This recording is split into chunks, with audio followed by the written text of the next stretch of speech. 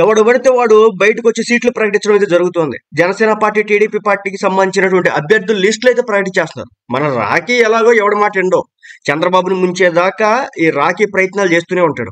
సరే, మరి జనసేన పార్టీ కార్యకర్తలు ఈ ట్రాప్లు ఎందుకు పడుతున్నారు? పవన్ కళ్యాణ్ బయటకు వచ్చి రేపొద్దున ఈ నియోజకవర్గాల్లో ఈ వ్యక్తి నిలబడతాడని చెప్పేసి ముందే చెప్తాడు కదా. ఇదేదో రహస్యంగా చేసే పని అయితే కాదు కదా, లేకపోతే గూడుపుటని కాదు కదా, 4 గోళ్ల మధ్య చేసేటటువంటి పని కాదు కదా. ఎందుకు ఉపలాడపడడం, ఎందుకు కంగారు పడడం? వాడు ఎవడో రెచ్చగొడుతున్నాడని చెప్పేసి మనం ఎందుకు రెచ్చిపోవాలి?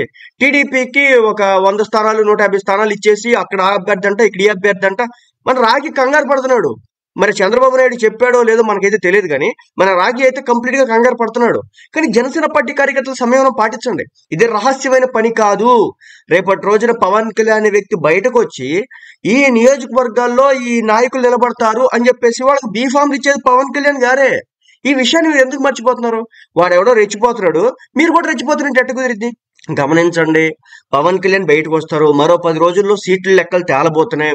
ముఖ్యంగా ఏంటంటే ఆ బీజేపీ పార్టీని వీళ్ళు తోక పార్టీగా ముందేసుకోవడం కారణంగానే ఈ తలనొప్పి అంతా ఇంకెక్కువ అవుతుంది.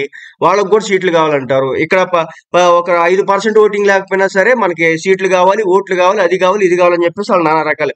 నిన్న ఒకడు అంటున్నాడు ఏకంగా మాకు సీఎంఏ కావాలని చెప్పేసి. మరి ఎక్కడి నుంచి తీసుకురావాలో నాకైతే అర్థం కానటువంటి పరిస్థితి. సో ఈ విధంగా ఉందన్నమాట. ఏదో ఆ బీజేపీ ఉంటే రేపు ఎలక్షనీరింగ్ కి ఎలాంటి తలపోట్లు లేకుండా జరిగిద్దిలే, ఏదైనా ఇబ్బంది వస్తే కనుక కేంద్ర బలగాలు లాంటి అని టక్కు దించిద్దని చెప్పేసి ఇటు చంద్రబాబు నాయుడు ఇటు పవన్ కళ్యాణ్ కూర్చొని చూసుకుంటా ఉంటే మధ్యలో ఈ దిక్కుమాలిన వారం ఏంటో అర్థం కానటువంటి పరిస్థితి. నేను ఆవిడ ఉపాధ్యక్షుడు అంట బీజేపీకి చెప్పినటువంటి విషయం ఏంటంటే, ఒకవేళ అయితే కనుక బీజేపీ పార్టీకి సంబంధించినటువంటి ముఖ్యమంత్రి అవ్వాలంట. ఈ ఈ ఈ ఈ మాట విన్న తర్వాత మైండ్ ఎక్కడికో వెళ్ళిపోయింది. ఇలా ఉంది కాబట్టి ఎవరి ట్రాప్ లో పడకండి, రెచ్చగొడతారు, కావాలని చెప్పేసి టార్గెట్లు చేస్తారు. సో ఈ టైంలో కొంచెం సంయమనం పాటించండి. ఫైనల్ గా చెప్పేది ఏంటంటే, ఫైనల్ లిస్ట్ వస్తుంది, పవన్ కళ్యాణ్ గారే ప్రకటిస్తారు, అభ్యర్థుల్ని పవన్ కళ్యాణ్ గారే చెబుతారు. ఇది రహస్యంగా జరిగే పని అయితే కాదు, 4 గోడల మధ్య చేసుకునేటటువంటి పని అయితే అస్సలు కాదు.